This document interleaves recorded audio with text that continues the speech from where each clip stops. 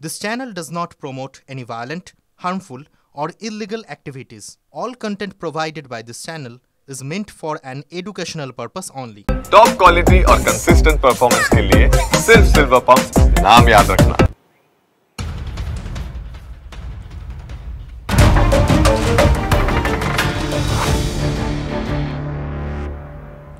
আর একা মনোজিৎ নয়, কলেজে কলেজে শাসক দলের ছাত্র নেতারাই কর্মী হিসেবে কাজ করেন। কলকাতার একাধিক কলেজের তথ্য টিভি9 বাংলার হাতে। পরিচালন সমিতির অনুমোদনে মাস মাইনে 10,000 টাকা, কিন্তু কলেজের রাশ দাদাদের হাতে। একাধিক কলেজের পরিচালন সমিতির অনুমোদনে এরা কাজ করছেন কর্মী হিসাবে। এরা প্রত্যেকেই শাসক দলের ছাত্র নেতা। একাধিক ছাত্র নেতা শাসক দলের, তারা পরিচালন সমিতির অনুমোদন পাওয়ার পর ওই কলেজেই কাজ করছেন। এরকম তথ্য, একাধিক কলেজের তথ্য টিভি9 বাংলার হাতে, যেখানে তাদের জন্য বরাদ্দ যে মাস মাইনে সেটা 10,000 টাকা, কিন্তু কলেজের রাশ দাদাদের হাতে।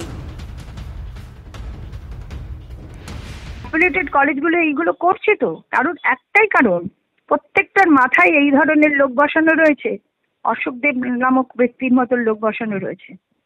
এবং পুরো জিবি যদি হাফ অ্যান্ড হাফ একদিকে থাকে, হাফ আরেক দিকে থাকে, কিন্তু দেখা যায় যে যেদিকে অশোক দেব আছে সেটাই পাস হয়ে যায়। আমি তো দেখছি তো ভিডিওতে, এবং এটা ঘটনা প্রতিটি জায়গায় দেখা যাচ্ছে।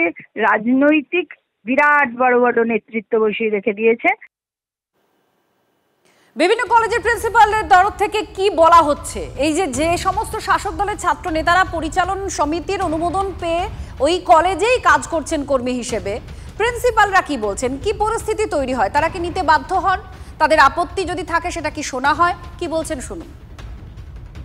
আমার কলেজে অনুরোধ এসছে, কিন্তু উইথ ফোল্ডেড হ্যান্ড আমি বলে সেটা আমি পারবো না করতে, কিন্তু তারপরে সেটা হয়নি। কিন্তু যারা ঢুকতে চাইছিল তারা বিভিন্নভাবে চাপ দিয়েছে, কিন্তু তাতে কোনো ফল হয়নি, মানে আলটিমেটলি এটা করতে পারেনি। ওই আর কি একটা ঢুকে একটা ত্রাসের পরিবেশ রাখা, সাধারণ ছাত্রদের ডেমোক্রেটিক ফেব্রিকটাকে নষ্ট করে দেওয়া, আর কিছু না।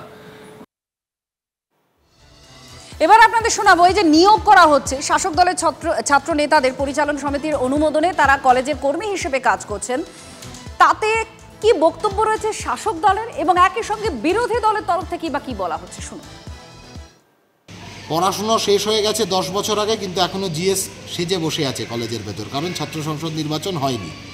দীর্ঘদিন ছাত্র সংসদ নির্বাচনকে বন্ধ রেখে এই কারবারটা তৈরি করা হয়েছে স্রেফ ভাইপোর ক্রাইম সিন্ডিকেট গোটা রাজ্যের ক্যাম্পাসে ক্যাম্পাসে যাতে ছড়িয়ে দেওয়া যায় তার জন্য। এখন যাদেরকে জিএস হিসেবে রাখতে পারেনি তাদেরকে নন টিচিং স্টাফ হিসেবে তৃণমূল নেতা, তৃণমূল বিধায়কদের সুপারিশে তারা নন টিচিং স্টাফ হিসেবে ওই কলেজেই ভর্তি হয়ে সেই কলেজের এই শাসন কাঠামো, এই ক্রাইম সিন্ডিকেটের কাঠামোকে পরিচালনা করেছে। কোন সংবিধানে লেখা আছে যে তৃণমূল ছাত্র পরিষদ করলে বা সেই কলেজের প্রাক্তনী হলে সেই কলেজে চাকরি করতে পারবে না? কোন জায়গায় লেখা আছে এটা? নিয়ম এসএফআই বানিয়ে দেবে এখন নতুন করে? বাম আমলে এগুলো হয়নি। কিভাবে চিরকুটে চাকরি হয়েছে আমরা আর এই সময় এই কঠিন পরিস্থিতিতে মুখ খুলতে চাই না। একটা আনফরচুনেট ঘটনা ঘটেছে, এটা একটা সামাজিক ব্যাধি, এবং সেটাকে নিয়ে কন্টিনিউয়াসলি রাজনীতিকরণ করে যাচ্ছে এরা নিজেরাও জানে আগামী বিধানসভা নির্বাচনেও এরা শূন্য থেকে মহাশূন্যের দিকে এগিয়ে যাবে, তাই চিপ পলিটিক্স করতে নেমে পড়েছে সব জায়গায়।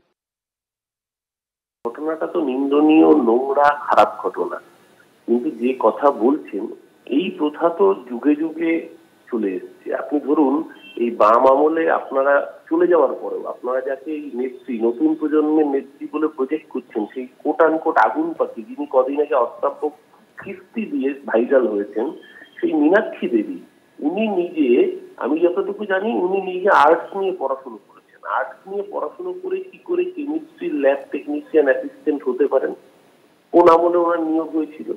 সিপিএম নেতাদের পরিবারের একাধিক উদাহরণ ভুরি ভুরি রয়েছে, যারা কেউ লাইব্রেরিয়ান পদে নিয়োগ হয়েছেন, কেউ টেকনিশিয়ান পদে নিয়োগ হয়েছেন, কেউ গ্রুপ ডি স্টাফ হিসেবে নিয়োগ হয়েছেন, এবং কলেজ সঙ্গে সম্পৃক্ত যারা, তারা বহু ক্ষেত্রেই কলেজে পরবর্তীকালে চাকরির জন্য আবেদন করেছেন কিছু নির্দিষ্ট নিয়ম মেনে, কোথাও হয়তো গভর্নিং বডি সুপারিশে। এই ঘটনা সেই বাম আমল কেন, কংগ্রেস আমল তার আগের থেকেই চলছে, কিন্তু এই ঘটনার সঙ্গে সেটাকে তুলনীয় করলে সত্যের অপলাপ হবে। এই ঘটনাটা নোংরা ঘটনা।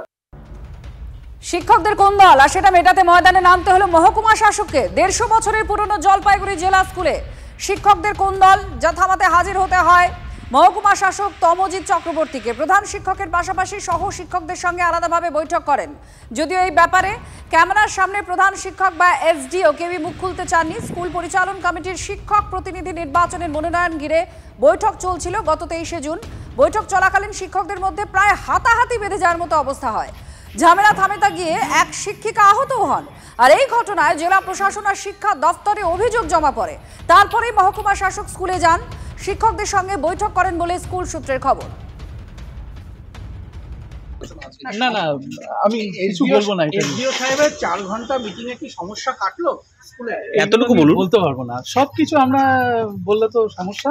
তবে মাননীয় মুখ্যমন্ত্রী চান প্রত্যেকটা স্কুল ভালো চলুক, এই স্কুলটাও নিশ্চয়ই ভালো চলবে, আমাদের গর্বের স্কুল, এটা নিয়ে কোনো চিন্তা নেই। তবে কোনো মন্তব্য আমি করতে পারবো না। বললাম স্যার আজকে এসডিও সাহেব এলেন কেন, কি বিষয়ে আসা হলো? তো এই বিষয়টা আমি বলতে পারবো স্যার এসে স্যারই আসছে ডেভেলপমেন্ট ইস্যুতে কথা ডেভেলপমেন্ট আমি উন্নয়ন দেখতে পাচ্ছি। আর বিদ্যালয়গত স্পেশাল কিছু বিদ্যালয়টা ভালো করে সেটা দিয়ে একটা যে অভিযোগ হয়েছিল ওই বিষয় নিয়ে কোনো কথাবার্তা কি হলো? আপনি এই ব্যাপারটাই আমরা